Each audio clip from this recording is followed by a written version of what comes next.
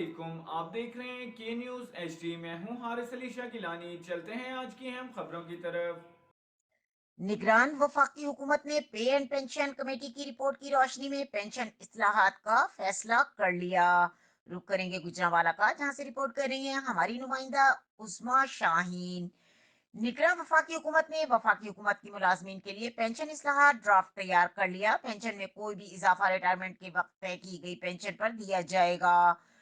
خاندانی پینشن شریک حیات کی موت اس کے حقدار ہونے کے بعد صرف 10 سال کی زیادہ سے زیادہ مدت تک کے لیے اہل خاندان کے باقی افراد کے لیے قابل عمل ہوگی۔ شہداء کے کیس میں یہ مدت 20 سال ہوگی۔ کوئی بچہ معذور ہو تو یہ پینشن عمر بھر کے لیے ہوگی۔ کمیونیکیشن کے لیے فارمولا 35% اور 65% کی شرح سے تبدیل کر کے 25% اور 75% کر دیا جائے گا۔ ریٹائرمنٹ کے بعد دوبارہ ملازمت کی صورت میں خواہ وہ ریگولر ہو یا کانٹریکٹ بیسس پر صرف پینشن یا تنخواہ ایک کا حقدار ہوگا۔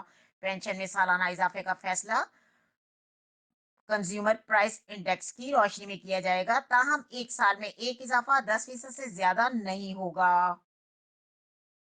مزید خبروں اور اپڈیٹس کے لیے ہمارے ساتھ رہیے گا، تب تک کے لیے اپنا خیال رکھیے گا۔ اللہ حافظ۔